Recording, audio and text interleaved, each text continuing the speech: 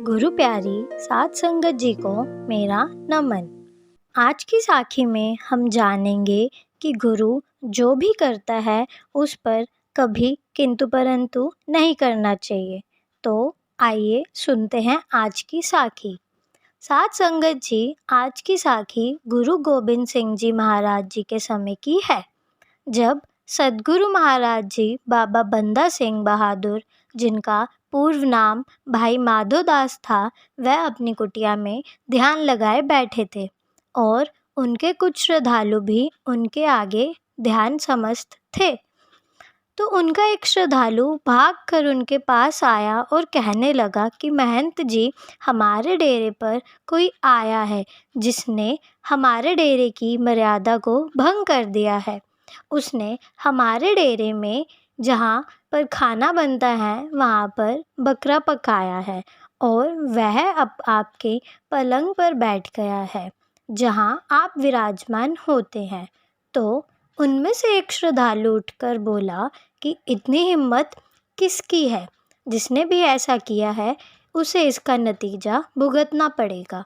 और कहने लगा कि बाबा जी, उसे पलंग पर से गिरा के नीचे पटको और उसके बाद जाकर उससे उसका परिचय पूछना। तो भाई माधोदास कहने लगे कि उससे पूछूंगा नहीं, उसे ऐसे ही पलंग पर बैठे बैठे मैं यहाँ लेकर आऊँगा। अपनी शक्तियों के साथ उसे पलंग समेत यहाँ अपने सामने लेकर आऊँगा। लेकिन ऐसा नहीं हुआ और माधोदास जी को एक आवाज़ सुनाई दी जिसने कहा कि हे माधोदास, अंधकार के अंधेरे से निकलकर सच्चाई के आकाश में जा। तो यह वचन सुनकर माधोदास ने अपने सेवकों से पूछा, क्या जो मैंने सुना वह तुम्हें भी सुनाई दिया? तो वह कहने लगे, नहीं महंत जी, हमें तो कुछ नहीं सुनाई दिया।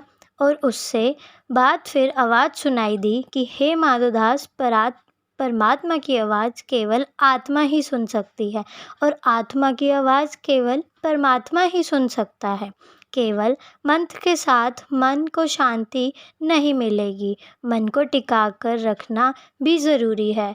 आज तेरे सभी मंत्र तेरे काम नहीं आए।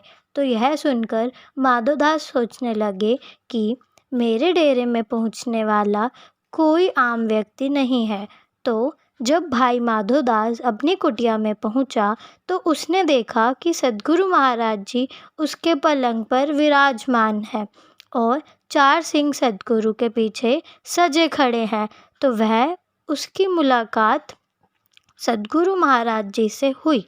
तो उसके एक सिंह ने कहा कि माधोदास, तू यही सोच रहा है ना कि हमने तेरी कुटिया की मर्यादा भंग कर दी? तो यह सुनकर भाई माधोदास कहने लगे कि माफ़ करना महाराज, मेरे स्थान पर निर्दोष जीव की हत्या हुई है और यह जहाँ की मिट्टी उनके रक्त में लाल है और जब अब मैं यहाँ पर ध्यान नहीं लगा सकता। तो यह सुनकर गुरु साहब बोले कि यही तो मुझे समझ नहीं आ रहा कि बाहर मुगल निर्दोष जीवों को बकरों की तरह हलाल कर रहे हैं। ऐसा कौन सा मंत्र है जो इस हो रहे अत्याचार पर तेरा ध्यान नहीं जाने देता? रजूरी का रहने वाला है तू, तभी सतलुज, रावी, ब्यास, जमुना, गंगा, नर्मदा नदियाँ पार करके गोदावरी के पास अपना डेरा डाला है। इसलिए मेरी बात मान, एक बार फिर अपना सफ़र शुरू कर। रास्ते में तुझे एक गरीब किसान और रोते हुए दिखाई मिलेंगे। उनसे उनका हाल पूछना। उनकी मुस्कुराहट के पीछे बैठा परमात्मा तेरी को राह दिखाएगा। तो ये वचन सुनकर भाई माधोदास कहने लगे कि हे अंतर्यामी, आप कौन है? गुरु साहब ने कहा कि वही जिसे तू जानता है। तो भाई माधोदास ने हाथ जोड़ लिए और सतगुरु कहने लगे कि ऐसे नहीं माधोदास, अंदर की आंखों से देख। तो भाई माधोदास अंतर्ध्यान हो गए। तब उन्हें मालूम हुआ, वह कहने लगे कि आप तो साक्षात गुरु गोविंद सिंह जी हैं। तो वहाँ मौजूद गुरु जी का एक सिंह बोला कि हाँ माधोदास, जैसे ही गुरु साहिब को तेरे बारे में पता चला तो गुरु साहब तुरंत तेरे डेरे में चले आए।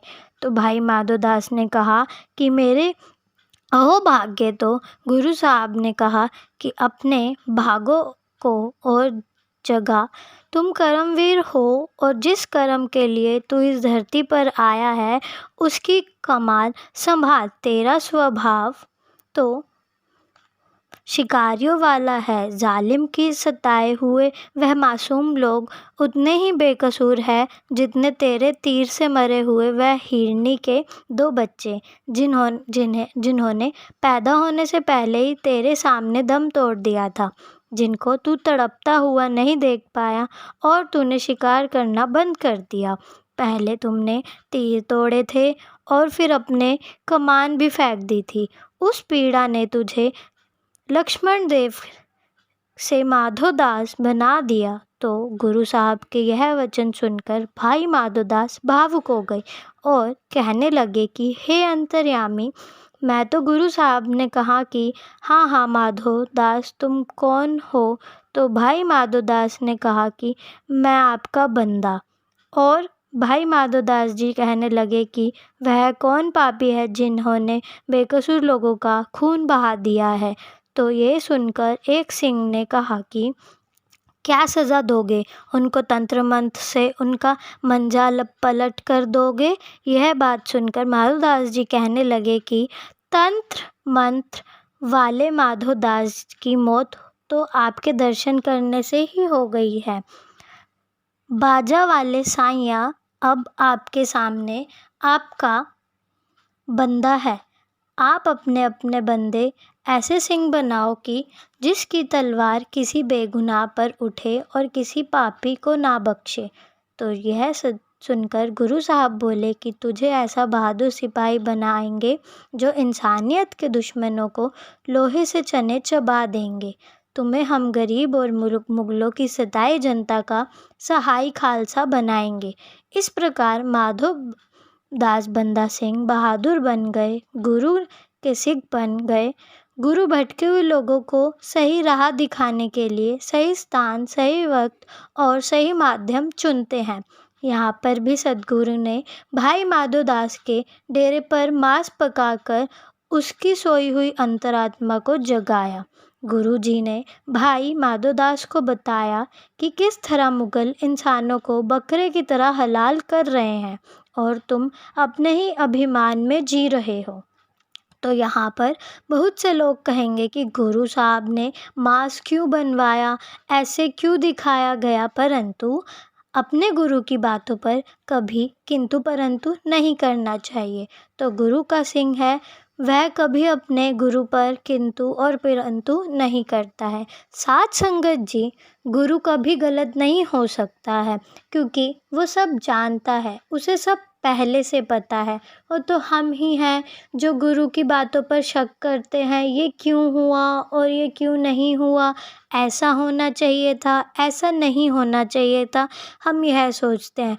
दुख की घड़ी आती नहीं है कि हम अपने गुरु पर, सद्गुरु पर शक करना शुरू कर देते हैं। साथ संगत जी, हमें भी चाहिए कि दुख की घड़ी हो या सुख की घड़ी हो, हमेशा अपने गुरु पर विश्वास रखें, कभी उसकी की गई चीज़ों पर किंतु परंतु ना करें। साथ संगत जी, इसी के साथ हम आपसे इजाज़त लेते हैं। आगे मिलेंगे एक नई साखी के साथ।